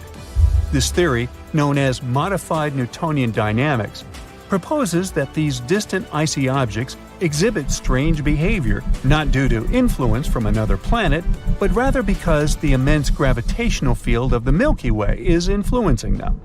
However, even supporters of this theory acknowledge that it is too early to draw firm conclusions, and much more extensive research is still required. While we continue our relentless hunt for Planet 9, some astronomers have taken it a step further, suggesting the existence of a hypothetical Planet 10. This world has a mass and size like that of Mars or Earth and is located on the edges of the Kuiper Belt. But the thing is, if this alleged Planet 10 is indeed as small as scientists believe, it might not have enough gravity to clear its orbit of debris. And that is pretty similar to what happens with Pluto, being one of the reasons why it got into trouble back in 2006. So yeah, it's better not to get too excited. This supposed Planet 10 might end up classified as another dwarf planet. Antarctica. It was once a green land full of dinosaurs, but now it's a frozen continent bigger than that of the US that doesn't belong to anyone. It isn't hard to find. Wherever you go, just go south until you get to the big icy thing at the south pole of our planet. It lies within the Antarctic Circle, and it's the largest single mass of ice on Earth. The continent is bigger than the US and even bigger than all of Europe. And still, Antarctica was officially discovered recently. Scientists hadn't known of its existence until 1820. After the discovery, it took another 2 decades to confirm it was a whole new continent, and a few more decades after that to decide on a name. In Antarctica, anti means the opposite, so Antarctica literally means the opposite of the Arctic. Now, even before scientists discovered the land, ancient Greeks already theorized that there must be a southern continent to balance out the Arctic in the north. Also, some scientists who studied Polynesian artwork and oral history believe that Polynesians found the continent over a millennia before the Europeans did. Anyways, today we all know of this icy land at the South Pole. Because of its location, there are just 2 seasons there, summer and winter, and both last 6 months. In summer, it's a bit warmer, and the continent exists in pure daylight. And in winter, it's dark all day long. 98% of Antarctica is ice. This continent alone stores 60% of the planet's fresh water. And yet, despite all those water reserves, Antarctica is the biggest desert in the world. By definition, a desert is an area with sparse vegetation and little snow or rain. Notice that plenty of sand isn't a necessary condition here, even though the continent does have some sand and even sand dunes. It also gets a lot of wind, Antarctica is the windiest continent on Earth, and wind speeds can reach 200 miles per hour. That's even faster than hurricane winds. The little snow the land gets never melts. It just builds up over time, for centuries and millennia. So there's a thick ice layer there. This makes Antarctica full of hidden secrets. There's a whole new world underneath its ice. For example, there are a lot of mountains on the continent that are like 9,000 feet tall.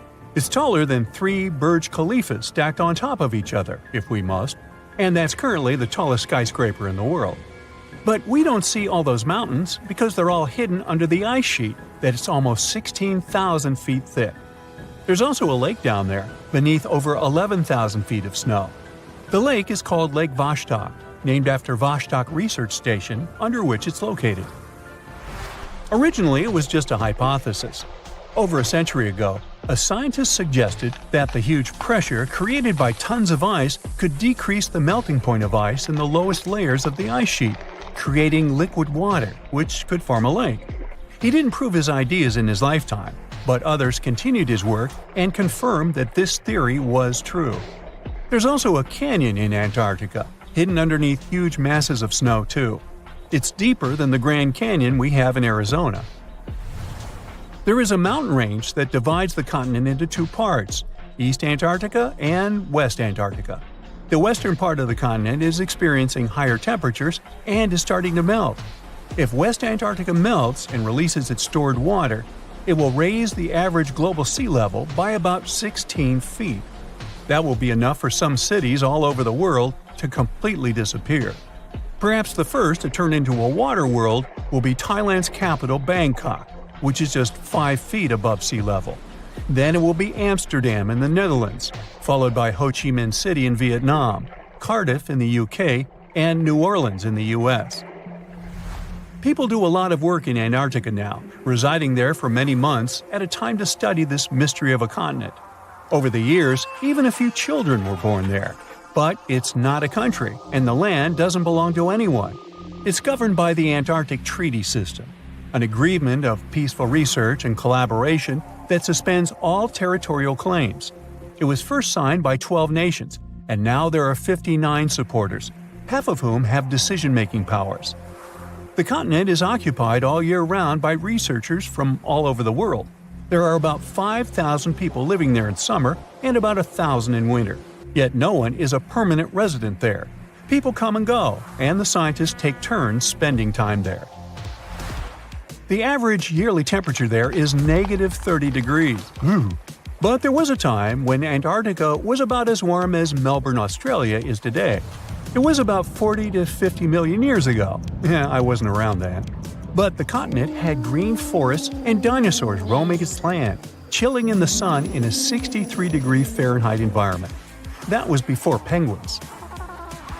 In our age, it's so cold that you won't even find any trees or bushes in Antarctica, just the snow.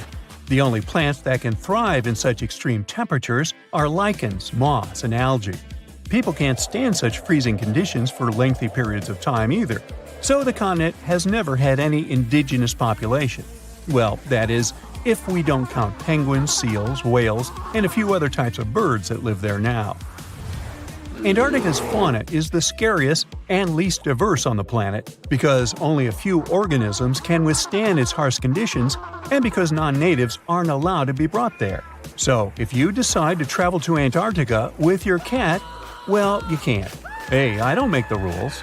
But those few species that live on the South Pole totally own the place. There are no more than 5,000 people there and around 20 million penguins. They are a kind of settlers, though. Penguins' first ancestors lived in Australia and New Zealand. There are still a few penguin species there, including the smallest penguin on Earth that is just 1 foot tall. Still, most of the penguins migrated to Antarctica at some point, possibly because they were attracted by the greater food supply there. It's not the cold that made them like the land. It turns out, most penguins leave the continent when the summer ends. The only ones that stay there are male emperor penguins, and they do it to warm and protect eggs left by their mates. But where do all the other penguins go? At first it was a big mystery even to scientists, but then they attached some tiny location devices to the legs of a few of these animals and figured it out. Penguins go to live in the southern oceans while it's too cold in Antarctica. None of them go ashore for half a year until they get back to the continent. When they come back, it's when those eggs, left for male penguins to nurture, start hatching, and so penguin families can be together when it happens. Penguins eat different fish, and the ocean is full of those despite its cold temperature. In some areas, water can reach below freezing temperatures because it's salty. But fish don't freeze there because they have antifreeze proteins in their bodies. Then there are also about 1 million seals in Antarctica. They like fish too, and they can hold their breath underwater for 2 hours. They see way better underwater than in the bright light of the day, and they also use their whiskers to locate food. Their breathing holes in the ice can freeze while seals are away, and they must use their teeth to make a new one. Seals can even sleep underwater and then resurface occasionally to get some air without waking up. I can appreciate that. They say this place is swarming with money. It's been stored there for centuries, but no one managed to take it away from this island. Treasure hunters have been bewitched with this place since 1795. Many people have tried their luck looking for the treasure that could be hidden there by the Spanish pirates or even by the Knights Templar. But today, it's impossible to get there, as it's a private place, so all you can do is book an ocean tour around this island. Otherwise, you can take a peek at it in a TV reality show starring the Legina brothers, Rick and Marty, who are a team of enthusiasts looking for the treasures of Oak Island in Nova Scotia, Canada. Yeah, seems like there's no place where TV producers can't get to. One of the most famous discoveries out there was the so-called Money Pit. Despite the promising name, it wasn't full of money. Now we have to jump to 200 years ago. The Money Pit was first found by a 16-year-old kid in 1795. One day, Daniel McGinnis went fishing at Oak Island. He saw a tree there. Unsurprisingly, it was an oak, and it had weird markings. They didn't seem to be natural, so Daniel decided to check the area. He then saw a sunken patch of ground and started digging immediately. His two friends helped him out, but instead of treasures, the guys only found logs placed underground at regular intervals. It looked like a place where someone could hide money or jewels, but nothing precious was found. However, there was something curious down that pit. Someone found a granite stone there, and it had an engraved inscription on it. There were many attempts to decode it, but most of them ended up in failure. There's one translation though, and it says, 40 feet below, 2 million pounds are buried. Yeah, McGinnis and his friends should have dug harder. The next fun thing about the Money Pit is the coconut fiber found down there. They say that large amounts of this fiber were found at a depth of 60 feet. It may not surprise you, but I have to remind you of one thing. Oak Island is in Nova Scotia, Canada. Coconut trees do not grow there. The nearest one is about 1,500 miles from Nova Scotia, which makes it obvious that someone brought this fiber purposefully. Researchers came up with an idea that coconut fiber could have been used to make ropes and lower all the treasures down the pit. Next up, we have not one, but two mysteries. In the late 1800s, the Oak Island Treasure Company was thoroughly inspecting and excavating the island. Everyone believed something enormous was hidden there. These guys managed to drill 153 feet underground. That's like 15 stop signs stacked one on top of the other.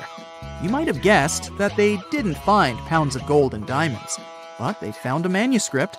There's a theory claiming that it's one of Shakespeare's lost manuscripts. Some scientists believe that it was hidden there by the writer and scientist Francis Bacon, the true author of Shakespeare's works. Yeah, rumor has it was Francis and not William who wrote all the plays and sonnets. But there's no proof it was really so. The Money Pit may be the most popular shaft on Oak Island, but it's not the only one, and it's not the first. Before the Money Pit discovery, treasure hunters were drilling at Smith's Cove. While damming there, they found a wooden piece. It was a U-shaped formation that had Roman numerals. After a more thorough inspection, the specialists realized it was supposedly dated to 1769. The Money Pit was discovered 26 years later. This fact created many speculations that this structure might have been part of the real shaft with treasures everyone was looking for. Now, look at this Templar coin. It wasn't the first discovery on the island, but it was crucial in some way. Even if it may not sound like a big deal today, in medieval times, those coins would amass an insane amount of wealth. They were typically stored in European fortresses. For the treasure hunters, this coin was a sure sign there was more to be found on the island. The logic is simple. If there's one coin of that kind, there must be something else. And they were right. It wasn't the only Templar discovery. On the southwest shore of the island, a crossbow bolt was found. Experts say it dates back to the 13th century. But, once again, that wasn't something the treasure hunters were after. Some more coins were found on the island. Rick and Marty Legina retrieved this precious piece from a swamp. The coin is made of copper, and this time, it originated from Spain. When it was found, the Legina brothers could only see the number 8 engraved on it. But later on, some experts studied this coin and claimed it was made sometime around the 17th century. They managed to clean it well and saw the date 1652 engraved on the back of this coin. There's a theory stating that Spanish explorers found some treasure, but hid it instead of taking it to the king. So maybe this coin just dropped out of the chest full of coins and jewels and is part of the treasure everyone was after. Or someone could have accidentally lost it while looking for the treasure. Who knows? One more famous treasure hunter is Gary Drayton. Gary and his team, together with Rick Legina, came across 2 coins while metal detecting the island. Those were 17th century King Charles II Britannia coins. One of them had a very clear inscription on it, stating that the coin was minted back in 1771. Another swamp treasure of possibly Spanish origin is also here. This time, it's a silver ring. A specialist studied it closely and reported that it had been repaired twice. The ring was once made bigger, and it was also made smaller once. It's decorated with a floral design, which was popular in Europe in the 1730s. Among all the other curious things, Rick and Marty Legina found a silver button at Isaac Point. The button's pretty old. It supposedly dates back to the middle of the 18th century, and the notorious money pit was discovered later. This is why it wasn't a big deal of a find. It could simply belong to some farmer peacefully raising livestock on the island. There's no official record of any chest full of gems and coins found on Oak Island, but enthusiasts did find some jewels there. First off, the team found a brooch with a magnificent red gem. They mistakenly thought it was a ruby, but a professional gemologist stated it was a garnet. The piece was made of silver, and it's pretty old. Experts believe it was made around the 15 or 1600s. Another brooch they found didn't have any gems on it, but it had an intricate design. It's a brooch with a leaf design and an ornate rope. There are 13 branches of the leaf, which instantly created more mystery to the whole treasure hunting. First off, there's a carving with a 13-branched tree on a rock on the north shore of this island. What's more, many people believe that the number 13 is important to the Knights Templar. The enthusiasts also found a brooch not far away from the place where Daniel McGinnis, the guy who found the money pit, lived. The brooch was shown to a professional gemologist, Charles Luton Brain. He had to break it to the team that there were no gems adorning this piece of jewelry. In fact, the stone that seemed to be a gem was just a piece of glass. It was processed using a special technique though, so it was leaded glass. The enthusiasts decided to study the brooch even more and found out that part of the brooch was made of gold. The specialists claim that the brooch dates back to the 14th century. Was it the treasure everyone was looking for? You look out the window and see the trees moving uncontrollably. The winds are so powerful, they're practically tearing down anything in the street. There are also tons of water raining down on you. You're driving as fast as you can, but suddenly your car stops. You've heard the terms typhoon, cyclone, and hurricane, but you most likely don't know how they're different. The official scientific term for all three of them is a tropical storm. While they're practically the same thing, and they form the same way, they're different depending on where they occur. Hurricanes are the ones that form over the Atlantic Ocean or the Eastern Pacific Ocean. Tropical cyclones act as giant engine turbines powered by warm, moist air and form only over warm bodies of ocean water near the equator. The warm and moist air surrounding the ocean rises and leaves low-pressure air close to the surface. In turn, the air below becomes moist and warm and also rises. The cycle goes on, with warm air pushing up and squeezing the low pressure near the surface, only to rise as warm, moist air. When the warm, moist air cools off, it forms clouds. These clouds create the tropical storms we all fear. The storms spin the same way as the Earth is rotating. So, storms to the south of the equator rotate clockwise, and storms north of the equator spin counterclockwise. The eye of the storm happens when the storm spins so fast that it actually becomes visibly clear in the center with low air pressure. But you'd have to look at it from above, which is super risky. Tropical storms normally move at around 39 miles per hour. Tropical cyclones are way faster, around 74 miles per hour. They're also known as hurricanes. If you're standing at the tip of the North or South Pole, the Earth's rotation will appear to stand still, even though the rest of the Earth is experiencing day and night like everyone else. In the poles, you have really long nights and days that last for months. Over at the equator, time moves along with the distance around the planet, which is around 25,000 miles long. The Coriolis effect makes wind patterns traveling long distances around Earth appear to move in a curve rather than a straight line. And because of the planet's unique shape, the speeds are different. It affects the Coriolis force and hurricanes as well. Because there's no curving of the object's path as measured relative to Earth's surface at the equator, the Coriolis force equals 0. A hurricane starter pack includes deep, warm ocean water. It all happens in the moist middle layers of the atmosphere, with a chilly atmosphere on top. It also takes some low wind and some surface disturbance. And it can stretch around 300 miles away from a large body of water where the center of a large hurricane is. The good thing is that hurricanes get weaker when they hit the land because the warm water in the middle of the ocean isn't giving it the juice it needs to stay pumped. But it'll still carry a sustainable amount of damage with the strong winds and rain. In 1900, one of the biggest hurricanes struck near Central America and in the Gulf of Mexico. It then went as far as Florida and Texas and is considered to be the most devastating hurricane in the United States' history. They first detected it on August 27th, and it lasted for many days. By the time it reached the Texas coast, the storm had turned into a Category 4 hurricane. Hurricanes are categorized on wind speed and intensity using something called a Saffir-Simpson scale. There are 5 different categories from 1 to 5, with 1 being the weakest and 5 being the strongest. A Category 1 storm has winds moving at between 74 to 95 miles per hour. You can expect some trees to be uprooted and mobile homes destroyed. It can take out some home exterior and cause major power outages.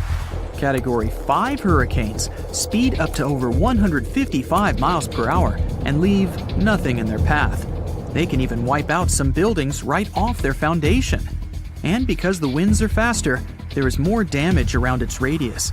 Another thing to expect is lots and lots of flooding. The people of Galveston had less than 4 days to prepare for the arriving storm that even stretched out to Oklahoma and Kansas with 20-foot flash floods. The Great Hurricane then made its way to the Great Plains and turned towards the Great Lakes, New England, and reached southeastern Canada. The storm was so bad that more than 3,600 homes were damaged, even though they were sturdy enough to withstand the storm. Given the population numbers back then, it was equivalent to hundreds of thousands of houses destroyed, if not millions. The total property damage was around $30 million then, which would be a lot more now because of inflation. After the devastating storm, the people of Galveston built a 3.5-mile seawall and raised the whole city level by as much as 16 feet. Eventually, they raised the seawalls to 10 miles, just in case. If a storm like the one in Galveston struck in modern times, there wouldn't be enough places for everyone to hide. The population has increased significantly all over the areas where the storm struck back in 1900. So, Imagine yourself sitting in your car and getting the breaking news.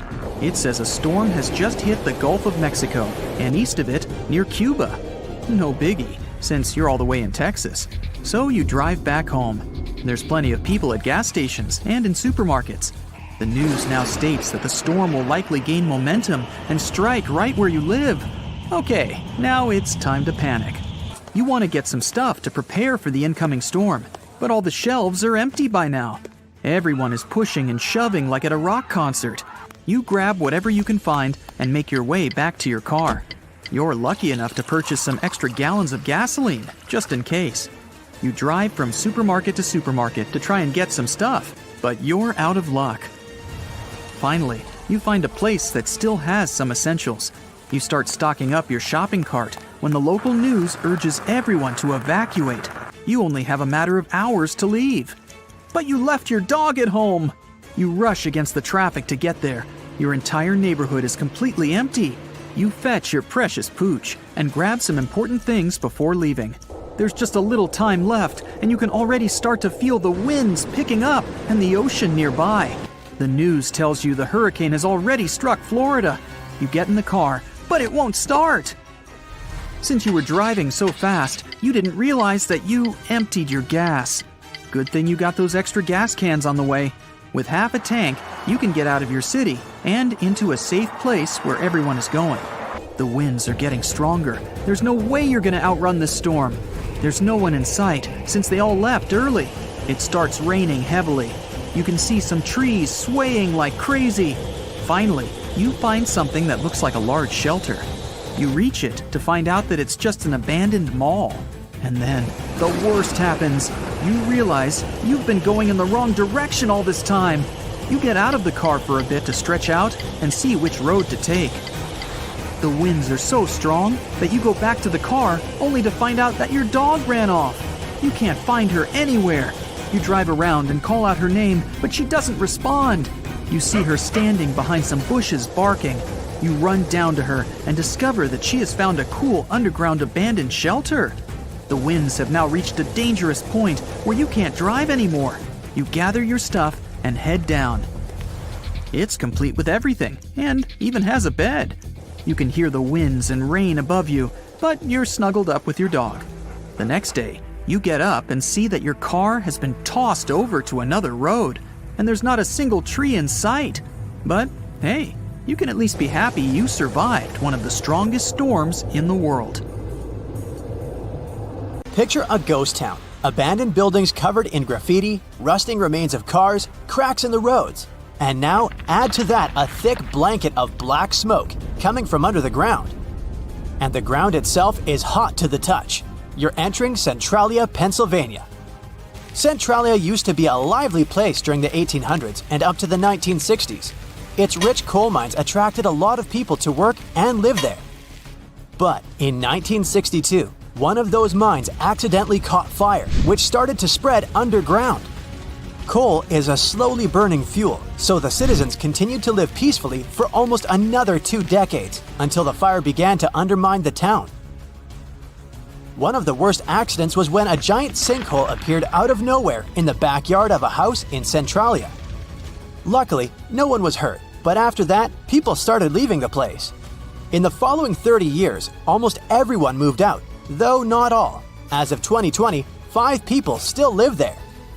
But other than that, Centralia is by all means a ghost town, and crumbling abandoned buildings and cracked roads are just a minor part of it. The most disturbing thing about this place is the smoke billowing from under the ground through cracks. The fires down below are still raging, heating up the surface and slowly destroying the remains of the town. In fact, this was what inspired the famous fictional town of Silent Hill. The blaze is estimated to last for another 250 years, and by that time, there will be nothing but scorched wasteland in the area. If you're afraid of bugs, then this place will probably be your worst nightmare. The Gomantong Caves in Malaysia could be one of the most picturesque places in the world, if not for their dwellers. First off, there are bats. Over 2 million of these animals live in the vast expanses of the caves. They're easily scared, but I guess you don't want that. millions of winged horrors flying at you in a panic aren't to be taken lightly. Secondly, there are cockroaches. And while the number of bats is more or less determined, the roaches swarming the floors and walls of the caves are unaccountable. There are so many of them that you won't be able to make a single step without a dozen of these creepers crawling up your legs. And finally, if you manage not to scream from the cockroaches and wake up hordes of bats, you might be rewarded with other wonderful dwellers of the caves. Those include snakes, scorpions, and giant venomous centipedes. Charming. Still, the caves are open to the public, and there are lots of people who visit this place. Right in the middle of nowhere in the empty wastelands of the Karakum Desert in Central Asia, there's a great hole in the ground that burns forever. It's called the Darvaza Gas Crater, and it's an actual pit, broad and deep, that has been ablaze for over half a century now. The locals call it the gate to the underworld, and the view is indeed frightening. There is no way to extinguish the flames, and scientists believe the crater will keep burning for centuries on end. The pit apparently appeared in 1971 when a group of engineers scouted the area and thought they stumbled upon an oil deposit. It turned out to be a natural gas pocket though, and when the drilling rig started working on the site, the ground collapsed. The engineers were afraid that the poisonous gas might put nearby towns in danger, so they thought it best to set it on fire and let it burn out in a few weeks. But as we can see, the blaze is still going strong. The crater has since become a popular tourist attraction, but despite that, it still poses some danger, so efforts are being made to finally extinguish the gates of the underworld. Imagine seeing an insanely venomous snake right next to your foot. Terrifying enough, huh? And now, multiply that experience by a couple thousand times, when no matter where you try to run, there are similar snakes all around. That's Snake Island for you, and the name couldn't describe it better. The island is located not far from the coast of Brazil, and is home to thousands of golden lancehead vipers. About 11,000 years ago, the sea levels rose and separated the island from the mainland, and lots of lancehead vipers became trapped on it. Their mainland siblings are venomous as well, but not as much. The golden variety had to evolve to survive, and oh, they did. Since there's not so many land animals for the vipers to hunt, they adapted to hunting birds instead. And for their venom to be effective, it had to be instant. So, golden lanceheads developed a venom that is 5 times more potent than the regular variety. This helped the snakes thrive, and now there are 1 to 5 vipers per square meter of the island. It is considered so dangerous that Brazil banned all visitors, like someone would really want to go there. Lost in the woods at night, you suddenly stumble upon a human figure. Relieved, you touch their shoulder to ask for directions, but it's hard as stone and covered in moss. And then you look into the face of the person and your mouth opens in horror. It's anything but human. My advice would be not to wander around southeast Finland at night if you don't want a shocking experience, because it's here that a renowned Finnish sculptor made his eerie sculpture garden in his own backyard. The garden's main exhibition consists of 200 human figures in various yoga poses, but as you walk around, you may come across more sinister-looking works, such as cloaked figures with its arms stretched forward and deep black gaps for eyes. Adding to the creepiness are real human teeth in the mouths of some statues. The garden itself appeared because the sculptor was a recluse and didn't want to leave his home, and when asked to lend some of his sculptures to museums, he would say he needed to ask them if they wanted to. It seems they never did, though. Creepy statues are eerie enough, but how about creepy dolls? If you ever find yourself in Japan and want to give yourself some chills down the spine, make sure to visit Nagoro. It's a tiny village in the south of the country. Driving by its houses and yards, you will see villagers sitting on their porches or tending to their gardens. Nothing special. Until you realize they're not moving and never will, because they're life-sized dolls. One of the local residents turned her hometown in 2002 and made a hobby of creating stuffed scarecrows in gardens and fields.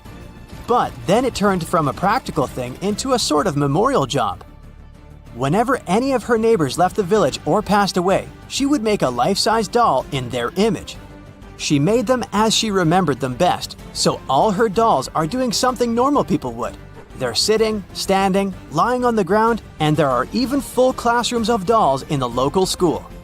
But probably the eeriest thing about this installation is that the human population of Nagoro is less than 30 people, and the scarecrows outnumber the living dwellers more than 10 to 1. There are over 350 dolls in the village now. As their maker remembers, there were around 300 people living in Nagoro when she was a child, and now, for 20 years, she has been commemorating all of them. About 3,000 visitors come to Nagoro every year, and many of them return in the following years as well. The village is pretty hard to reach because it's located on one of the less traveled islands of Japan, and the nearest train station is an hour away. But that doesn't stop the tourists who want to see the wonderfully creepy scarecrows with their own eyes. That's it for today. So hey, if you pacified your curiosity, then give the video a like and share it with your friends. Or if you